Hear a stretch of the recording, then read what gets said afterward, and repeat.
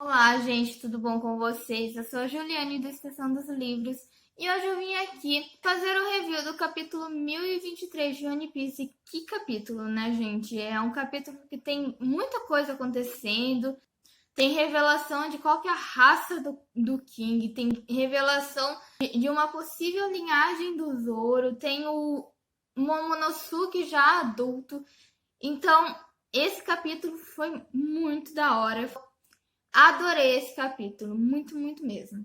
Então, esse capítulo ele tem como título Cara de um, Focinho de outro. Bom, e mais pra frente a gente vai ver que esse título especificamente está se referindo ao Zoro ser parecido com o Shimotsuki Ushimaru. Mas a gente pode abranger um pouco mais essa referência de cara de um, focinho de outro.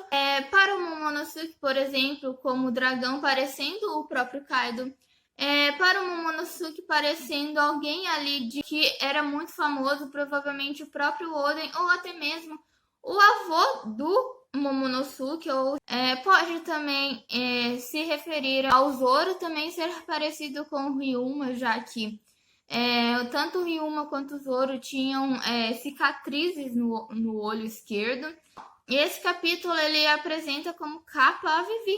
Eu sei que muito provavelmente foi só uma capa aleatória, mas só que também pode dar um pequeno lequezinho aí de teoria de que pode ser que a Vivi tenha fugido com o Sabo ou esteja aí escondida em algum lugar tranquilo, mais tranquilo, e que ela esteja ali em um momento ali mais de leveza e que ela está ali escondida e tudo mais. E aí então a gente vai para o Zoro e o Sanji lutando contra o Queen e o King. Aí então a gente vê ali que o Zoro ele tá bem, ele está de volta ao combate, está zerinho na bala. E o Chopper ele ressalta que deu muito certo o efeito, já o Miyagi ele fala, nossa, o que será que vai acontecer depois, né? Tô com medo do que vai vir depois que o efeito desse remédio aí passar. E provavelmente o Zoro ele vai ficar totalmente imóvel, provavelmente ele vai ficar totalmente acabado, já que ele já estava acabado antes, né? A gente vê ali então o King e o Queen, eles estão ali deitados por causa do golpe que o Sanji e o Zoro fizeram contra eles. Apesar de eles estarem deitados ali, o Queen ele tá com uma cara mais de estressado, mas o King ele tá com uma cara de tanta tranquilidade, parece que ele está com tédio. Pelo menos eu interpretei como se ele tivesse meio que com tédio, como se tivesse, ai, nossa, eu podia estar fazendo qualquer coisa melhor do que estar aqui, sabe? Tipo, como se. E aí os subordinados do King, do Queen, miram ali o Zoro para tentar acertar ele, mas aí o Kawamatsu ele interfere e ataca esse subordinado. E o Goro fala para ninguém ali interferir na luta, seja aliado ou inimigo, para que ninguém interfira. E isso dá uma impressão de que ninguém além do Sanji e do Zoro pode brilhar ali naquele espaço, de que agora é o momento do Zoro e do Sanji de fazer o nome deles. E que também essa luta então vai ser maravilhosa, vai ser épica e muito fodástica, e que vai ser a luta das lutas de Wano. E aí o Ryogoro, ele ressalta que ele fala, olha a expressão do Zoro, olha a expressão do Sanji, eles não estão com a expressão de que vão perder, eles vão dar duro nessa batalha, vão fazer de tudo para vencer, pode confiar neles dois ali. A gente viu no capítulo passado que eles realmente não estão com intenção nenhuma de perder. Em ganhar dessa luta, eles estarão mais perto de ver o Luffy se tornar o rei dos piratas. O Marco ele está ali olhando de espreita o King e tá relembrando ali algumas conversas que ele teve com o Barba Branca. E o Marco ele fala, nossa, eu pensei que não existia nada além de Mary Jones em cima da headline, ao que o Barba Branca ele rebate dizendo, que há muito tempo atrás, que ali era conhecido então de a Terra dos Deuses. Por conta de ele estar nesse devaneio aí, o Marco ele quase ele é acertado ali pelos subordinados do Kaido, mas aí o Izou aparece e o protege. O Marco mas ainda repreende ele para falar que ele preste atenção na guerra, que para que ele pare de ficar no mundo da lua e tal. Mas aí essa cena aí do Marco com o Izou e tal me foi meio estranho, ao mesmo tempo que parece que o Marco ele já não tá mais, tipo, realmente na guerra, sabe? Parece que ele agora que ele não tá mais lutando, ele pode então devanear, pode então ficar pensando no que ele quiser, pode então ficar livre, leve e solto ali no meio dessa guerra. Me bateu muito essa impressão dele, sabe? E aí o Marco ele pergunta se o Izou ele acredita em deuses, ao que o Izou responde que o Marco tá com as mesmas conversas fiadas de quando o Barba Branca ficava bêbado. Eu estou com uma impressão de que alguma coisa vai acontecer com o Marco depois desse capítulo, sei lá, parece que ele tá muito realmente disperso nessa batalha, sabe? Não é que a gente volta ali pro Queen e pro King, eles já se levantaram, e o Queen ele fala que o Zoro e o Sanji vão precisar muito mais do que aquele golpe para conseguir derrotar as duas calamidades, até porque eles são, junto com o Jack, as três calamidades do Kaido. Eles são a seca, a peste e o incêndio. E essas alcunhas aí deles me lembram muito os cavaleiros do Apocalipse, que são a peste, a fome, a guerra e a morte. Me lembrou muito isso, sabe? Como se eles realmente existissem ali para causar o caos ali em seus inimigos. E aí o Queen ele ainda continua que a resistência das calamidades é inesgotável e que por isso que eles são chamados de supremos astros principais de essa batalha. Eu acho que ela vai realmente ser um pouco mais difícil comparada às outras batalhas dos Chapéus de Palha que a gente teve por aí.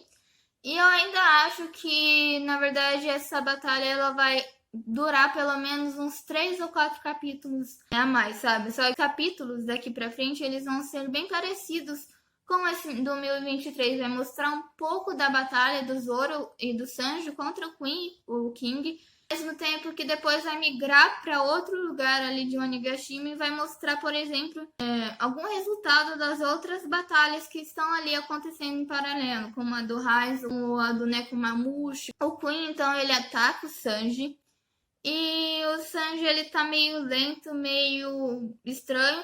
E o Zoro percebe isso e pergunta o que aconteceu com ele, o que tá de errado. O Sanji responde que depois que ele usou pela segunda vez o traje da Germa, ele está com o corpo um pouco meio que estranho. E o Sanji, ele tá com uma cara meio que séria também.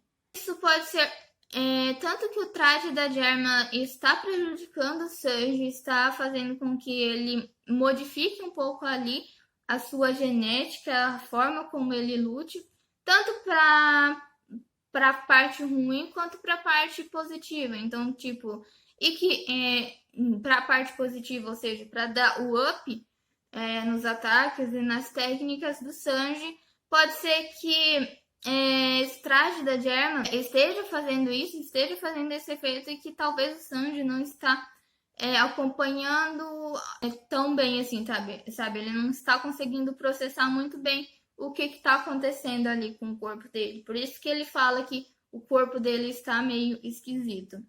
Gente, eu juro que a primeira vez que eu li esse negócio, do corpo do Sanji estar esquisito, eu já associei que logo mais ele vai acabar liberando o Okama Tempo e que ele vai usar essa técnica aí, por isso que está começando a ficar esquisito, sabe?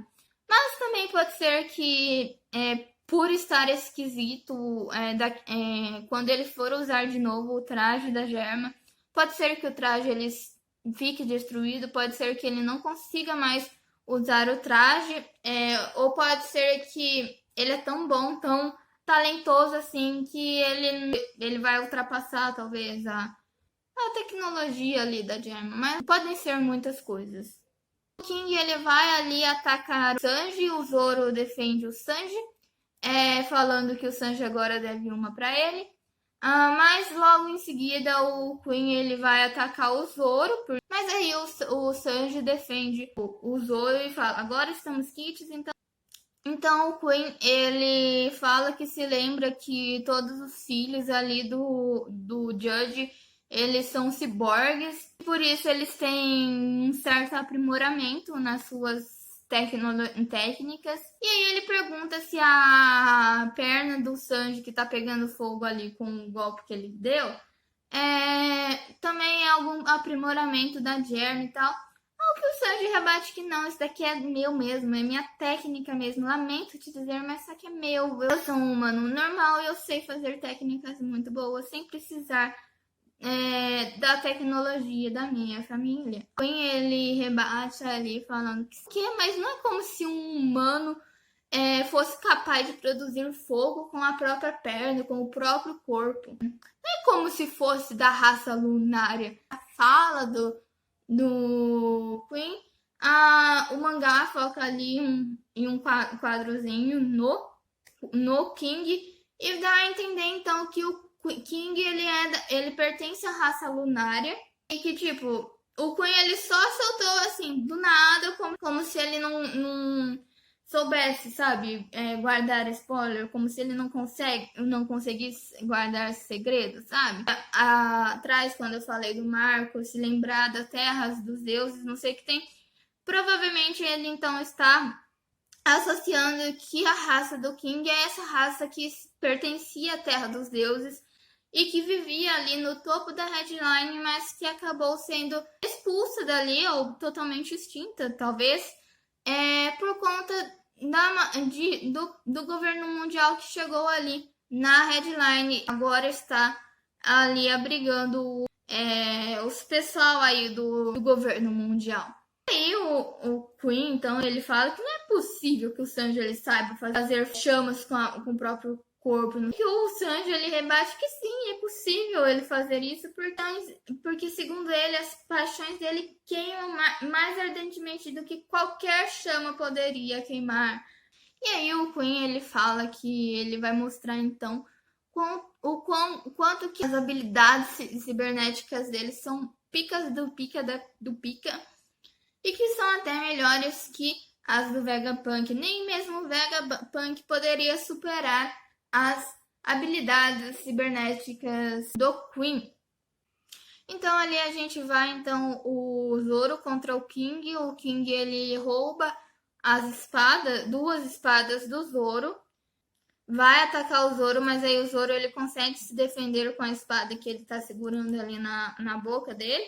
E aí o King ele fala que ele nunca entendeu pra que tem um monte de gente que usa técnicas com espada, que tem suas técnicas e formas para batalhar e para ficar lutando. Aí o Zoro ele fala, posso perceber então que você não é espadachim, você nunca afirmou que é um espadachim, então posso perceber que você não é espadachim. O Zoro fala então que pro King lutar do jeito dele, mas então o Zoro ele também fala assim, ó, somente se lembre, quando se trata disso, eu posso estar disposta a morder sua garganta também, porque eu não permito perder aqui. Ou seja, apesar de ele usar suas técnicas, apesar de ele ser um espadachim, ele não vai se permitir perder, nem mesmo se ele precisar morder, nem mesmo se ele precisar fazer de tudo para vencer ali. Até porque, como eu disse anteriormente, vencer essa luta simboliza que cada vez mais será mais possível ver o Luffy como o rei dos piratas. A gente corta ali pro Kawamatsu e pro Hyogoro, eles estão conversando ali, e o Kawamatsu ele fala que ele, quando a Hiyori deu a Ema pro Zoro, ele só não impediu que ela fizesse isso, porque apesar do Zoro ser um pirata estrangeiro, ele lembrava muito de um antigo daimyo quando o Hyogoro era mais jovem. E que essa pessoa, como eu falei no início do capítulo, é um tal de Shimotsuki Oshimaru. E que eles, tanto esse Oshimaru como o Zoro, eles são cara de um, focinho de outro. E que até mesmo o manejo da espada dos dois é assustador. Ele ainda destaca que o Oshimaru ele era um espadachim fantástico e que ele era descendente direto do deus da espada, o Shimotsuki Ryuma. E que o fato de Zoro ter trazido a Shizui, que era a antiga espada do Ryuma, pode ter sido coisa do destino, pode ter sido planos aí do destino, afinal, tanto o Ryuma quanto o Zoro, eles tinham então a mesma cicatriz no olho esquerdo. O Ryuma, ele era então um espadachim de um olho só. Será que então o Zoro, ele é filho então desse Orochimaru? Então quer dizer que ele pertence à linhagem do Ryuma. Então quer dizer que sim, o Zoro tem ligações com o Wano e que não só o fato dele ter trazido e de ele ter portado a Shizui e ter levado para o Wano. Não só isso, mas também o fato de ele ter a cicatriz ali no olho esquerdo faz com que ambos sejam, tanto Ryuma quanto o Zoro, sejam parecidíssimos, sejam ali, tem uma certa ligação. Ou será então que talvez o Zoro seja então a reencarnação desse grande espadachim que foi o Ryuma? Então fica aí essas dúvidas sobre o Zoro, mas está cada vez mais próximo de que provavelmente o Zoro então ele pertence à linhagem de Mochizuki e que provavelmente então ele pode ser filho desse tal Orochimaru. Então a gente parte então ali para o segundo andar de Onigashima, na sala do tesouro. Então a gente tem ali o combate entre o Jack e o Inuarashi. Então o Jack, em sua forma híbrida, ele já perdoou o Inuarashi por ter mentido sobre o samurai e que o país dele, Zou, já pagou por Inuarashi ter escondido o ninja. O Inuarashi responde que eles não conseguiriam viver em paz se eles tivessem entregado o Raizo para Jack, pois seria impossível para eles voltarem para Wano se eles fizessem isso. E que tudo que eles fizeram desde o dia que o Oden morreu até agora foi exatamente para que eles chegassem até aquele momento, até aquela noite, até essa batalha que então vai definir o novo amanhecer.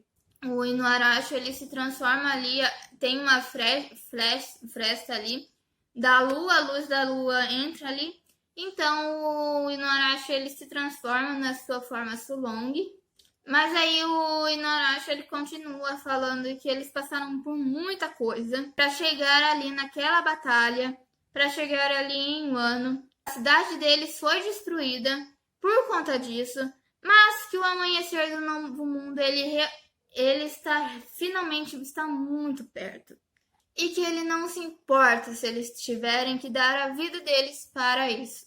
Bom, a gente então parte ali para a entrada do domo de Onigashima, onde está o Perospero contra o Nekomamushi.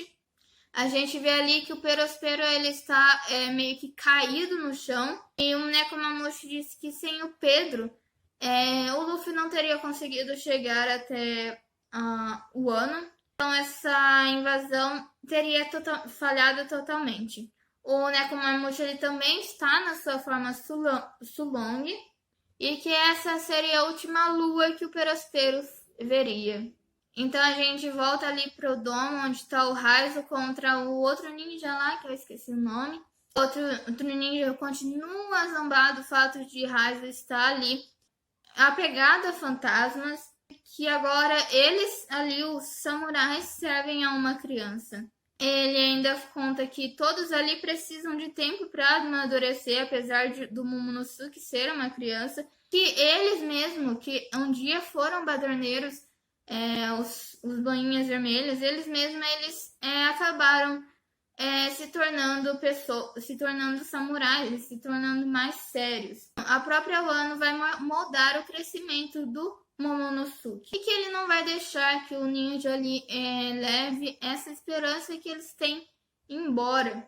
Eu acho que isso cai um pouco naquela questão, tipo, apesar de o Momonosuke ser uma criança e apesar de que ele precisaria levar muito tempo para amadurecer, para se tornar ali uma pessoa com personalidade, para formar sua própria personalidade, para ser uma pessoa mais centrada, para ser um adulto normal, por assim dizer, ele vai ter que, obrigatoriamente, ir por o ano, ele vai ter que abrir mão desse processo, sabe? Desse todo o processo de amadurecimento. E que provavelmente, na verdade, ele não vai ter isso, né? Porque ele já vai ser um adulto de 20. Ele já vai amadurecer, envelhecer, como a gente vai ver no final do capítulo, 20 anos. Então ele vai ter meio que 20 anos a menos para poder ter todo esse processo de crescimento que uma pessoa normal teria. E que é isso que o Ano fez com ele, né? Essa seria a grande sequela que o Ano fez para o Momonosuke. A gente vai ali para o Porto Tokage. Os subordinados do Law ali, eles estão meio que desesperados. Eles pensam que o Kaido ele está ali, perto deles, na frente deles. Até se questionam, como que o Kaido chegou aqui? Meu Deus do céu, o que aconteceu para o Kaido estar aqui? Mas, na verdade, a gente vê que é o Lorde Momonosuke. Ele está em sua forma dragão. Ele envelheceu 20 anos e ele está ali em uma forma grande de dragão. Ele está enorme. Bom, a gente vê então que ali na frente dele está o Luffy. O Luffy olhando para ele com determinação e o Luffy está lembrando da primeira vez que eles se conheceram. O Momonosuke, criança ali em Punk Hazard, fala que não é comida. Então a Shinobu ela tá ali chorando porque o Momonosuke se parece muito com alguém. Pode ser muito com o Oden, com o próprio pai, né? Talvez a semelhança física ali seja muito parecida, mas também, como eu falei anteriormente, no início do capítulo, pode ser que o Momonosuke ele se pareça muito também fisicamente com o pai do Oden, né? Mas eu acho que pela comoção da Shinobu, eu acho que o Momonosuke ele tá se parecendo muito com o próprio Oden. Então, o Luffy ele fala pro Momo, vamos então tomar o país de Wano de volta. E o Momonosuke só confirma e é isso. É assim que acaba então este capítulo de One Piece. Como eu disse para vocês, esse capítulo foi fantástico. Eu amei muito ele. Várias coisas aconteceram, algumas informações, batalhas e muita coisa legal mesmo aconteceu. E foi maravilhoso mesmo. Eu espero que vocês tenham gostado desse meu vídeo. Eu acho que ele vai ficar um pouquinho longo. Curtem, comentem, compartilhem. Se inscrevam aqui neste canal. E até a próxima semana, quando eu trarei mais um review de One Piece. Então, até mais!